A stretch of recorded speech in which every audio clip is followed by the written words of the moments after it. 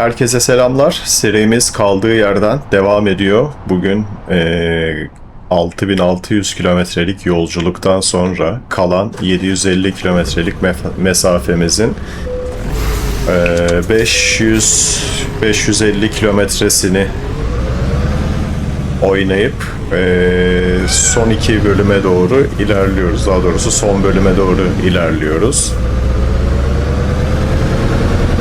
Bu 550 kilometrelik mesafeyi oynadıktan sonra bir bölüm daha kalacak. Onun da yaklaşık 200-250 kilometrelik gibi bir mesafesi kalacak. Daha sonra bu uzun yolculuğumuzu noktalamış olacağız. Şöyle bir yola daha... Hoppa! Ya tamam geç. Yani niye kızıyorsun ki? Evet... Bozkır, kırsal alanlarda Kazakistan'a doğru yolculuğumuz devam ediyor. Fransa'dan başlamıştık, Nantes'ten Kazakistan, Hırmatov ya da Hırmtov adında bir şehire doğru yükümüzü teslim etmeye çalışıyoruz. Bu yanlış hatırlamıyorsam Part 10 yani 10. bölüm olacak, oldukça uzun sürdü.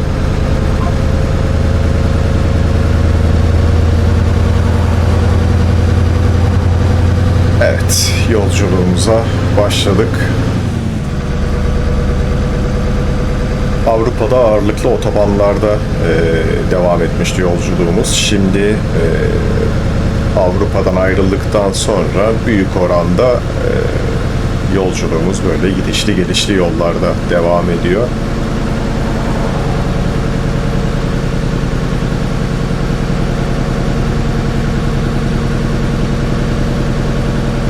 Bu yerdeki tırtıkları çok seviyorum. Pıtır pıtır böyle direksiyona vuruyor. Çok hoşuma gidiyor.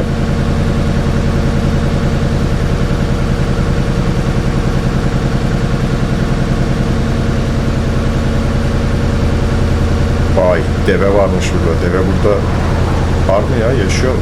Heykelmiş gerçi.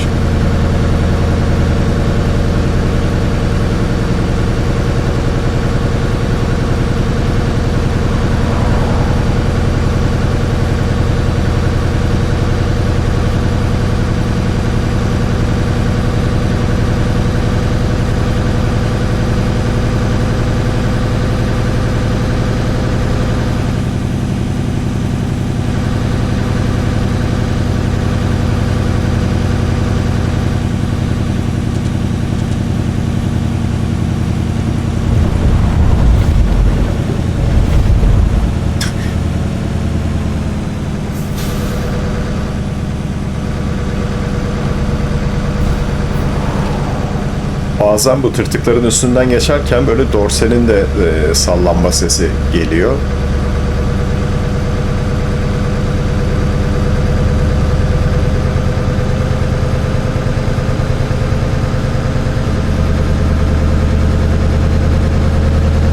Bir önceki bölümde oldukça uzun ve düz bir yol bulmuştuk. Orada çekiciyi denemek için biraz kaptırmıştım. 192 kilometreye kadar çıkmıştı galiba. Onun üzerine çıkamamıştı. Eğer gene öyle bir yer gelirse bir deneme daha yaparız.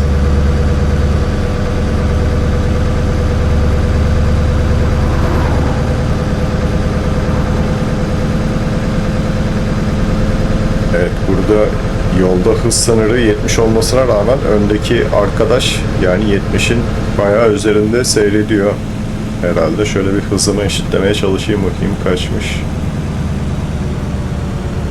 70 çıkıyormuş bir de. Aynen de öyle oldu valla. Çok da üzerinde değilmiş, demek ki biz mesafeyi açınca öyle oldu. Şu otobüs geçer geçmez bir sollama yapalım. Bunun arkasından bir kurtulalım. Onun önü biraz daha açık. Ama bir gelene kadar ben bunu sollarım herhalde diye düşünüyorum. Sağ sinyal vereyim de kör noktadan da destek alayım. Ustuğuna göre bitti galiba. Aynen. Oo, bu yol bozukmuş. Allah. Ne oldu lan böyle? Asfalttayız. Yani bu dokuda da normalde herhangi bir geri bildirim olmuyordu ama yol bozuk şu anda. Bir Şurada düzelecek herhalde. Takır tukur dorse sesi geliyor arkada. Aynen düzeldi şimdi. Vay be. Yani şu yol keşke biraz daha uzun olsa. Acaba zor mu bunu yapmak? Belki ben biraz daha hızlanıp şu öndeki üçlüyü de tepeye gelmeden geçebilirsem iyi olur. Hazır önümü görebiliyorken.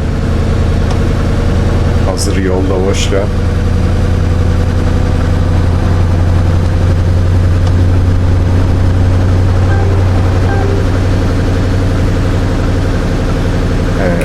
Daha araçların yanındayken sağ sinyal veriyorum. Kör noktadan destek alıyorum aynaya bakmadan. Orası ötüyorken, ya daha doğrusu kör nokta blink blink diye uyarı verdiği zaman anlıyorum ki daha geçiş tamamlanmamış. Dolayısıyla o sustuğu zaman direkt hiç aynaya bakmadan sağa atabiliyorum kendimi. Yani onu kullanabilirsiniz siz de.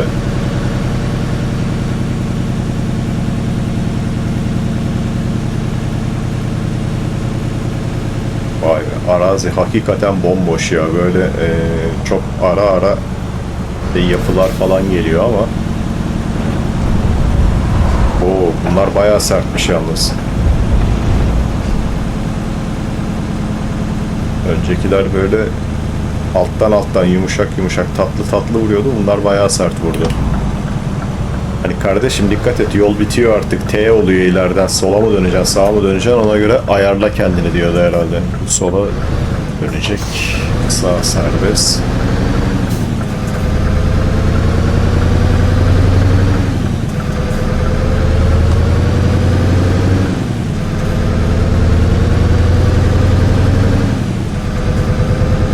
Yola taşan toprakların işte kumun üzerinden geçerken de hani bir ufak bir iz bıraksın isterdi ama yani elbette yok öyle bir şey.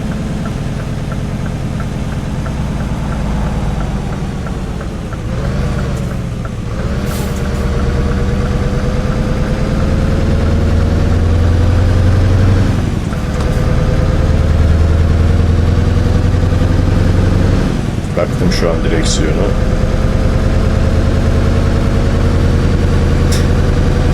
Çok tatlı ya.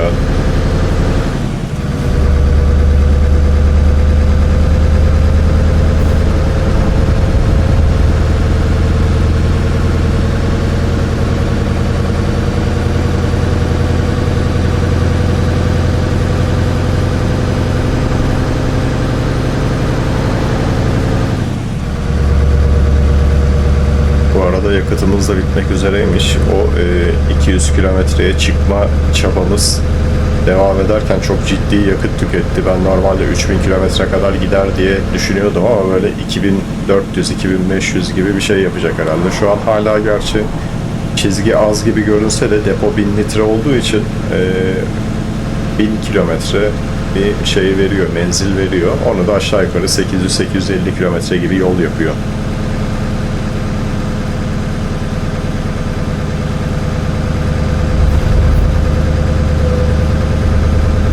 Atırau vilayeti. Atırau. Neresi acaba? Yani neyse yola uyalım bakalım. Yolda kesik çizgi var. Sollama yapma diyor. Yapmayalım biz de sollama madem. Ama bu da böyle nereye kadar gidecek şimdi? Durmazsın değil mi burada? Kardeş. Yani insanı bir şey yapmadığına o kadar hızlı pişman ediyor ki oyun. Geç solla git işte, ne olacak yani, yerde kesik çizgi var. Sanki yapmadık daha önce. Boşu boşuna dur kalk yaptık şimdi. Yolun yanal eğimi sağa doğru, yani viraj içe doğru dönüyor ama yol sağa doğru eğimli. Tersi olmuş.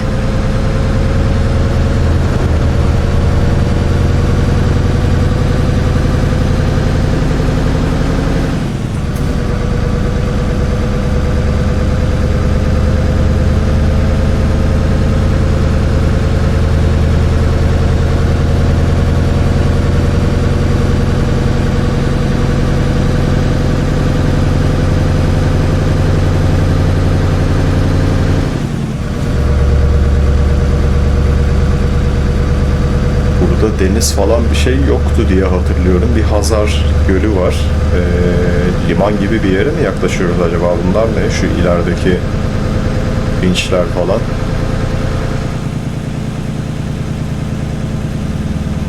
Ya bu salak gene benim başıma bela mı olacak acaba? Araba da geliyor karşıda. Bulsari keşfedildi. Abi dur ya, dur gitme, tamam mı? Dur. Olduğun yerde dur. Zorlama da yapamıyoruz. Yani takıldık bir gerizekalının peşine gidiyoruz işte.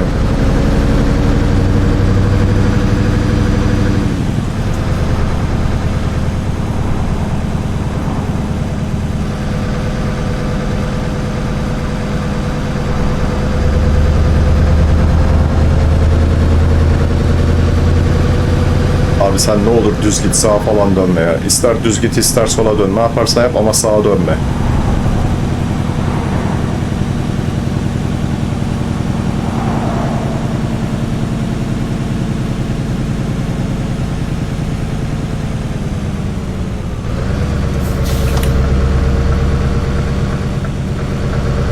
Oh çok şükür.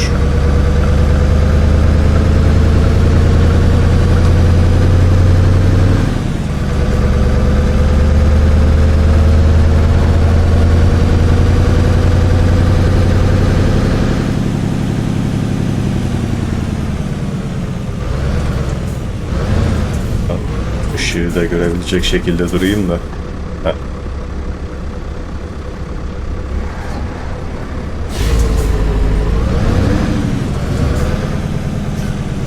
Acaba kime neye yol veriyorsunuz şu anda ya?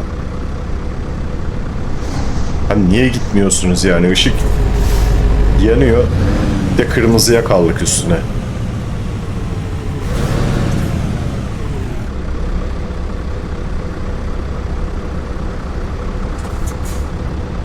Biraz daha yaklaşılabiliyormuş. Daha kör nokta bile ötmedi. Ama alttaki ayaklara çarpar muhtemelen.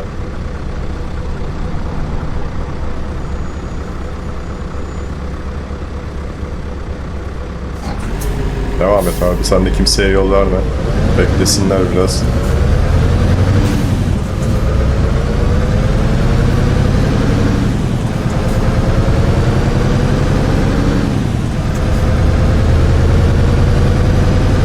Polisler pusuya mı yatmışlar acaba? Karakol falan mı var orada?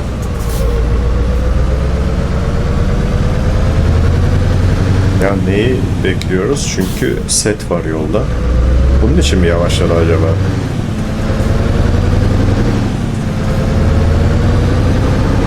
Bunlar çöp arabası mı?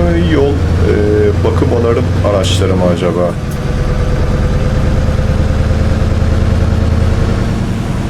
Vay, burası petrol veya doğalgaz tesisi falan mı acaba?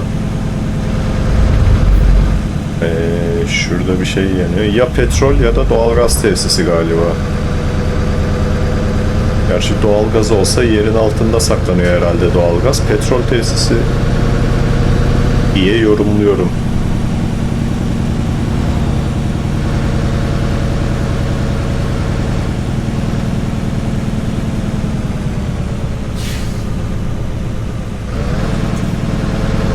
Araba geliyormuş da Allah'tan durdu yani. Böyle göz ucuyla son anda gördüm.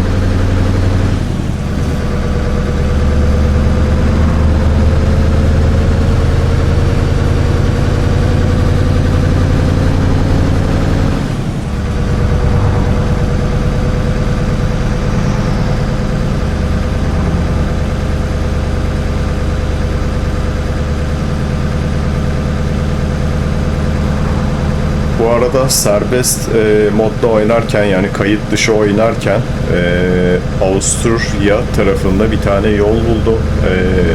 Hatta yolun girişinde gişe vardı. Gişede ticari teslimat yapılamaz. Ticari teslimat araçları buradan geçemez mi? Bu yol ona uygun değil mi? Öyle bir uyarı verdi. Ormanlık, daha doğrusu dağ yolu, yani tırmanış ve iniş var ve acayip güzel virajlar var yolda. Orayı da çekilmesi gereken rotalar listesine ekledim. Çok dar ve çok uzun, gidişli gelişli bir yol. Yani dağa tırmanış var, tırmanıştan sonra iniş var ama bitmiyor bir türlü. Yani Avrupa'da böyle çok ender gördüğüm hani dağ yollarından bir tanesiydi.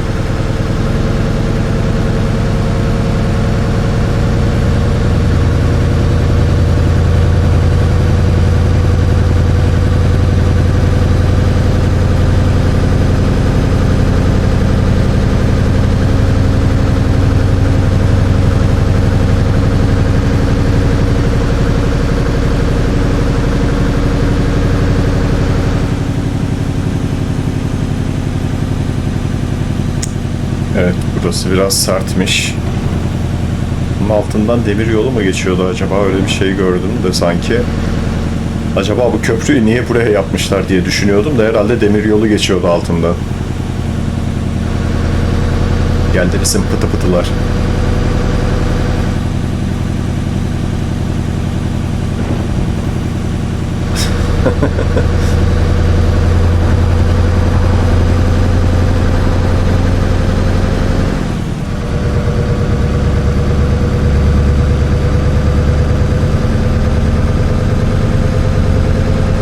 Şunlardan da geçeyim ya.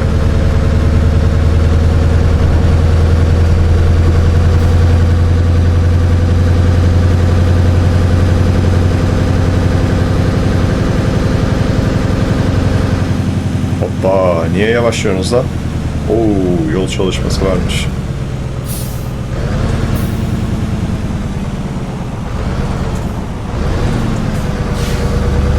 Devam et kardeş, safe'sin, güvendesin. Hadi.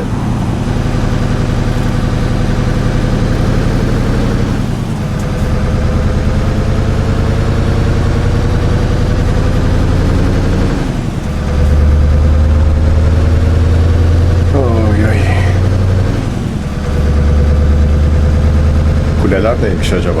Ha şey, rüzgar gülleri varmış üstünde.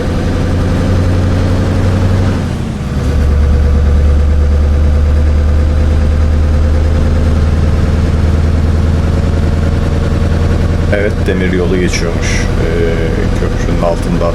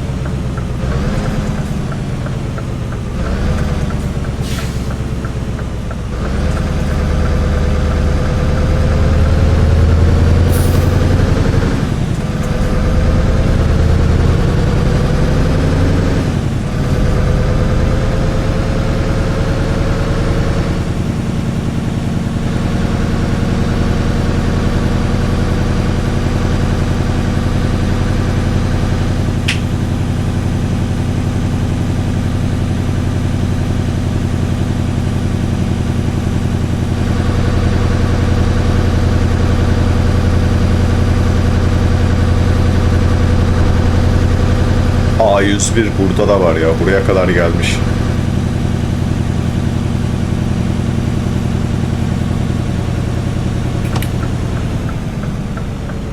Sağda bir araç var ama bu sağa dönecek. Zaten sağa doğru yanaşmış. Gerisi boş. Devam.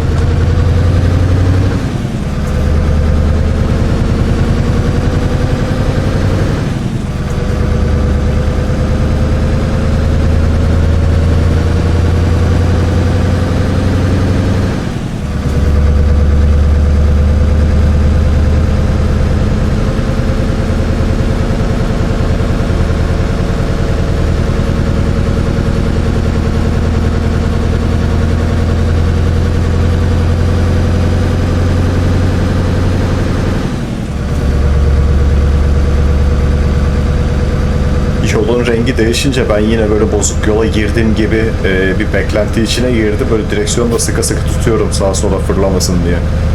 Ama öyle bir şey yokmuş ya. Burası normal yine asfalt.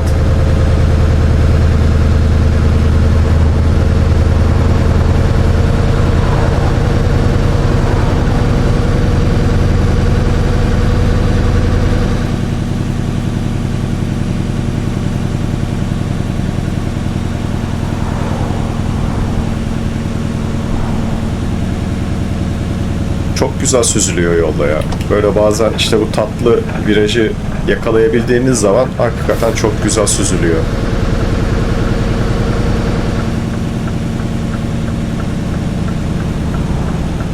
Ulan gene bunun arkasına geldik. Sen, hoppa, sen düz git birader. Eyvallah. Burası tırların yolu. Üçüncü köprü yolu gibi düşünebilirsin. Yolu uzatıyor ama tırlar var sadece. Diyelim.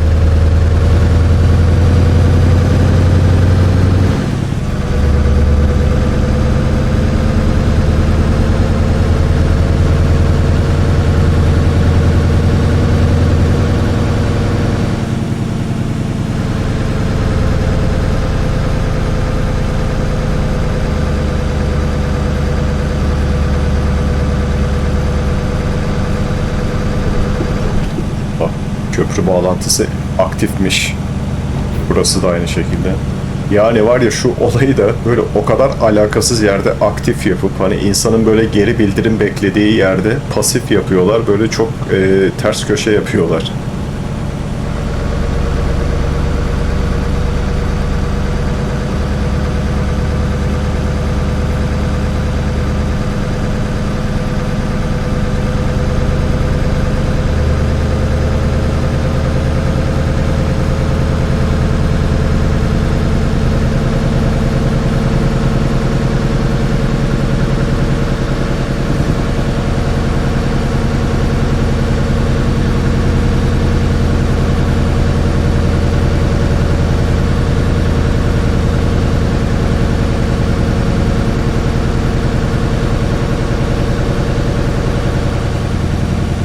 Tövbe, okuyamayacağım onu.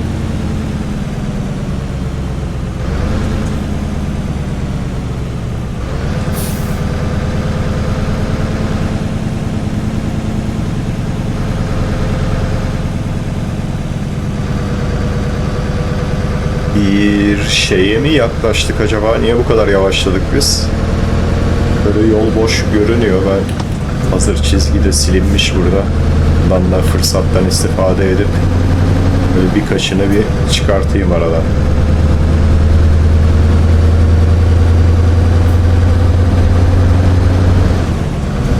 Yol bayağı boşmuş bu arada. Oho! Yardır baba, devam et. Bunları geçelim.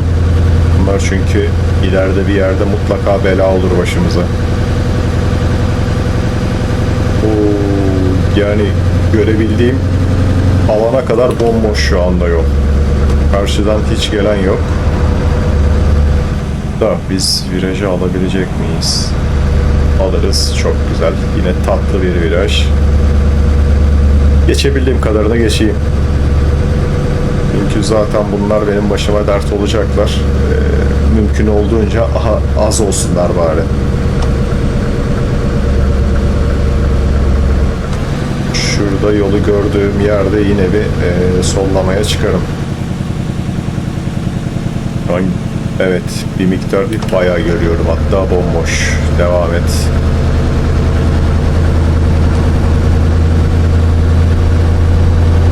Şu en öndeki siyah arabayı takip ediyordum ama şu an çekicinin sol ön direğinde kaldı. Hala boş. Böyle belli belirsiz görüyorum ama tamam, boşmuş.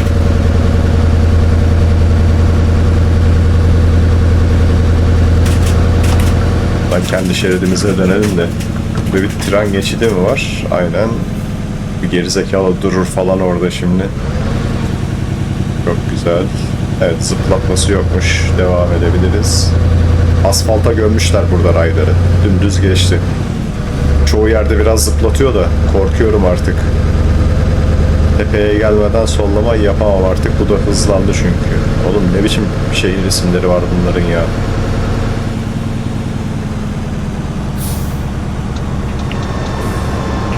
Hop hop hop hop hop hop hop.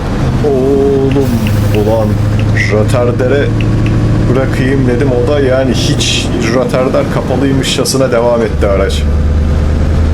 Abi bu Rotterdam yani benimki mi bozuk? Bunun çalışma mantığı mı böyle? Ben bunu çözemedim ya. Normalde bunu açınca yavaşlatması gerekmiyor mu? Yani benimki 5. kademeye gelene kadar ben hiçbir zaman yavaşlattığını görmedim bu aracı. Benimki bozuk herhalde. Bir servise falan mı götürsem acaba?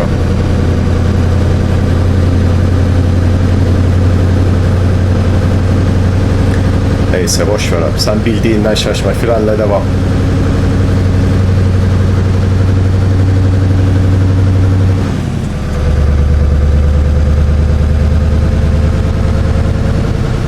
Of, nasıl keskin. Biraz yatacak. Yatacak, yatmasın. Yani 60'la bile yattı.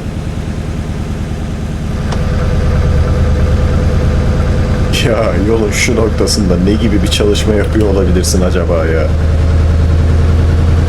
Lan zaten kaderine terk etmişsiniz burayı, yani bir de iyileştirme çalışması mı yapıyorsun? Parayı gereksiz harcama, şehir içine yap yatırımını. Burası ne ya?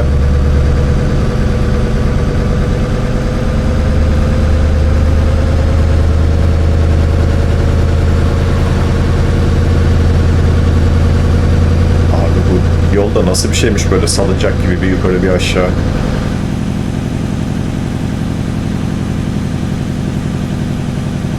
Ama engebeleri güzelmiş, tatlıymış daha doğrusu. Böyle bir anda zıplatıp bir anda boşluğa düşürmedi.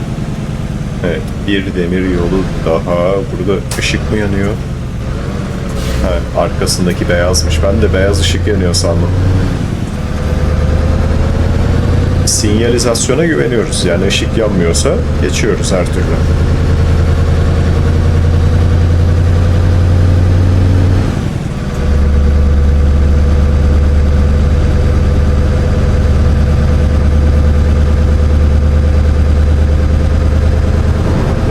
Bizim teslimat yapacağımız şehirle alakalı bir şey yok. Daha herhalde yaklaşamadık oraya. Yani zaten totalde 750 kilometre gibi bir mesafe kalmıştı ama daha yaklaşamamışız demek ki, tabelalara girmemiş hala.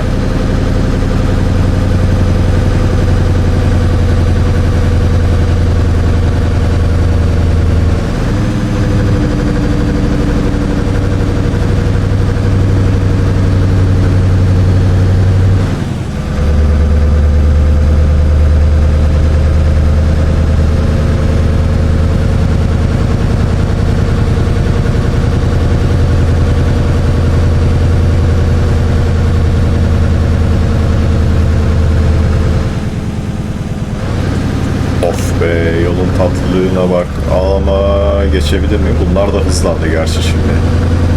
Yok, geçemem, araba geliyor. Bu sefer yemedi.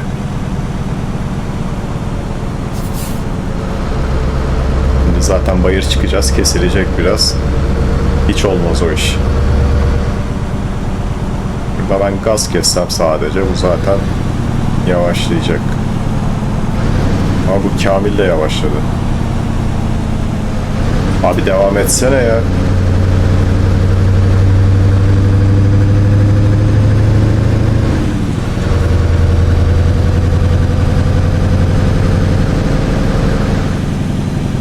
Ah ulan, biraz daha önde olsaydım. Yolu bir görebilseydim direkt çıkardım sollamaya da. Ne devirden de düştü. Ama hızlanıyor şimdi.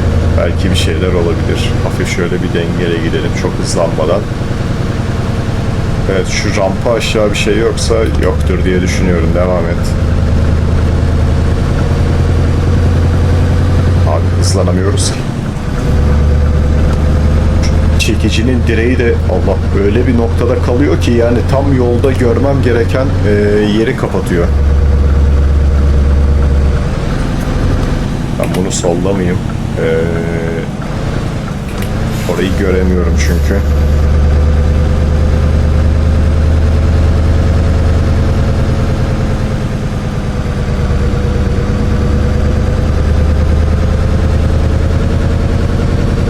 Yani bunun acaba yükü mü ağır? Bu niye bu kadar böyle yavaş gidiyor? Anlamadım ama çekmiyor mu?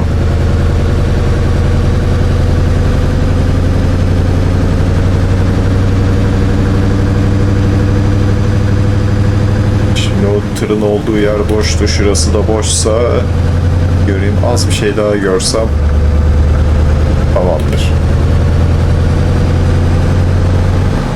Çünkü şu önde giden mavi çekiciyi gördüm. Onun olduğu bölge boştu ama arkasını göremedim onun. O yüzden böyle bir an tereddütte kaldım. Evet. Kardeş biz makinemize güveniyoruz yani görüyorsun gidiyor. Hani 192'ye kadar da çıkmışlığı var. Oğlum bu saatte ne selektörü lan? Uzunları yaktı ya. Gerçi saat 20 mi 21 mi? 21 olmuş ya saat.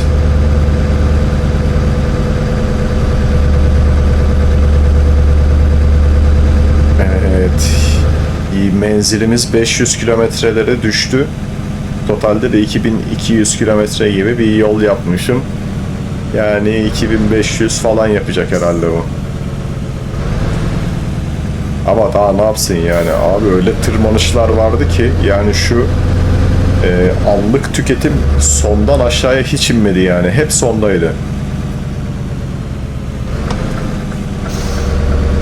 Yani sağa sinyal verdik ya zaten sola dönemiyoruz ki. Bir ara hızlanma denemesi yaptık. Yani rölantide çok çalıştırdık. Araba incelerken diyorlar ya işte rölantide çok çalıştırdık onun için ortalama tüketim yüksek gelebilirdi. Abi rölantide çok çalıştı araba yüksek yani. Yapacak bir şey yok. Evet biz mola noktamıza yaklaşmışız bu arada. Mola noktamıza geldiğim zaman orada da bir uyku patlatayım sabah olsun. Son teslimatı da sabah yapalım. Şubar Kuduk. Abi ne güzel şehir isimleri var ya. Şimdi buradaki dinlenme noktamız burada varmış tamam.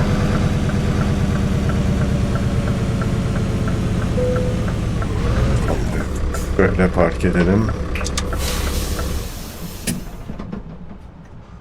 Şimdi hemen bir hızlıca uyuyalım. Sabah 6'yı geç. Aynen.